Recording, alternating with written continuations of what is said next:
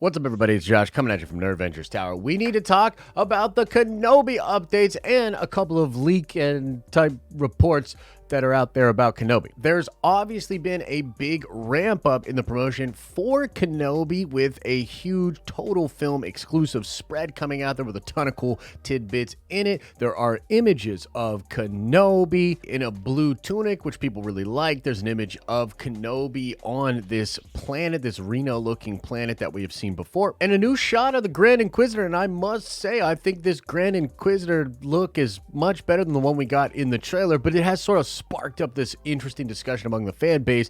Does this look any better to you guys? Do you still think it looks like total crap? What do you think is going on with the Grand Inquisitor? For my part here, guys, I actually do think this looks better, and maybe it's sort of the lighting and the angle of the shot in the trailer that made him look more like Uncle Fester. I'm going to be honest, when I saw this image, I breathed a sigh of relief. I could way more easily put up with this design for the character in the show, so I was pretty pumped up about it. Let me know, do you think it's a vast improvement or not in the comment section below? Also of note in these images is this character in the background of this image here, and just people are convinced that this is Cad Bane, and I really don't think it is Cad Bane, but I would absolutely love it if it was Cad Bane. I was told that there weren't going to be many cameos in the Kenobi show, but you never really know, and Star Wars is pretty good at keeping secrets hidden, so wouldn't it be wild if like a ton of different Star Wars characters ended up showing up in this show? Cad Bane, seeing Kenobi being on this planet, especially for this time period, would be pretty freaking cool. Next up, there were some really interesting comments made by both Ewan and Hayden Christensen. First up, let's talk about Ewan. He's just been talking about what a pleasure it was to do this and how scary it was seeing Darth Vader coming at him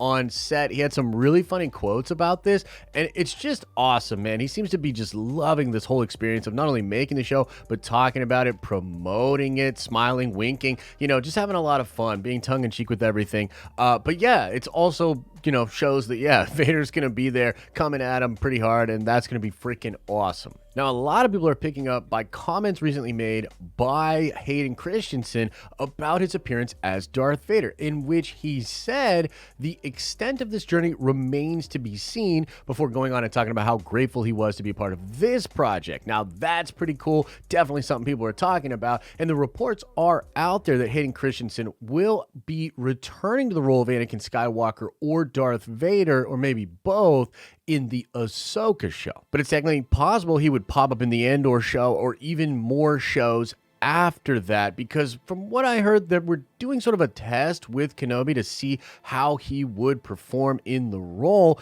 and he must have done a good job in order to get the role in the Ahsoka show. Pretty freaking awesome, dude. Love Hayden, love Anakin, love Vader. Let's get as much of this character and this dude as we possibly can in the next few years of Star Wars. I am all for it. And next up, let's talk about Darth Maul. If you recall, guys, there was a story a couple of months ago, I think at this point, ran by the Hollywood Reporter, indicating that Maul, or Darth Maul, was going to be a big part of the Kenobi show, and Dave Filoni came in and said no and forced Maul out of that story.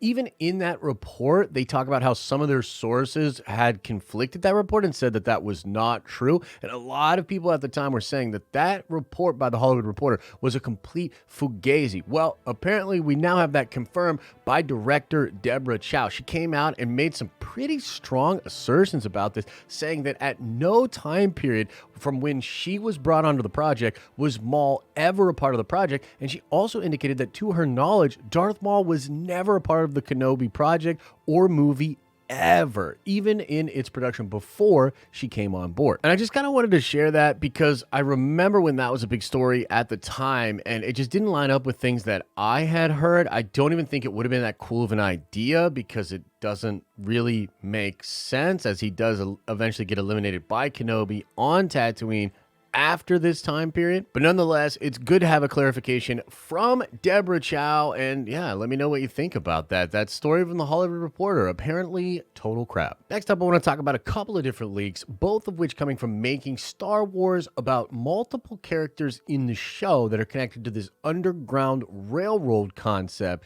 that is associated with the Partisans and Saw Garrera. First up, there's a report about O'Shea Jackson's character in the Kenobi series. The character is said to be named Roken, And what's interesting about this is that Jason is reporting that this character will be connected to Kamal Nanjiani's character and also connected to some Force sensitives and perhaps the healing of Obi-Wan Kenobi after the first encounter that he has with Darth Vader. The report states after Kenobi is saved by Roken and Leia in what seems like a coffin that Sidious put Anakin in Revenge of the Sith and taken back to Jabim where he is healed. Several sources have confirmed Roken is in that sequence where Kenobi is saved by the Force sensitives. I am not saying he is Force sensitive. It seems like Roken is, in essence, our pilot for the series. Nanjiani is the warrior, and they help Force sensitives and Imperial dissidents relocate. More on that very soon. Now, that is obviously pretty freaking cool and ties into this big theory that I continue to have about Jedi, not only in this show, but maybe in the Fallen Order games and a lot of other stuff coming up. But let's talk about another character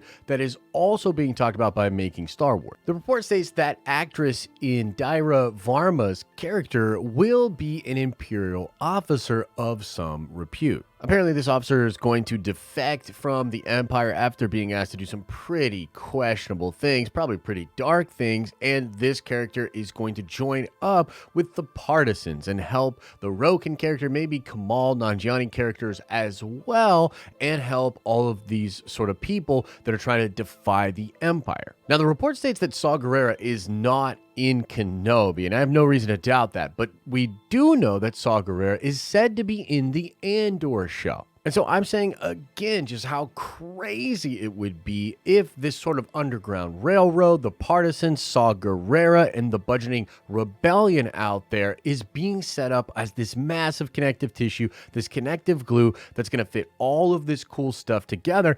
And more leaks about what kind of a significant role this is, like the fact that Kenobi is going to be taken to the Force colony on Jabim, and that's where he's going to heal after the first fight with Vader. Absolutely crazy. One must wonder if Kenobi being around other Force sensitives and maybe even trained or helped a little bit is going to result in him being reconnected to the strength of the Force and having a conversation with Qui-Gon. I don't know. There's just so much possibility there. And as a big fan, obviously, of the Jedi and someone that's been kind of going on about this theory with other Jedi and Force sensitives out there, I would absolutely love for this to be a big deal for the coming Star Wars shows.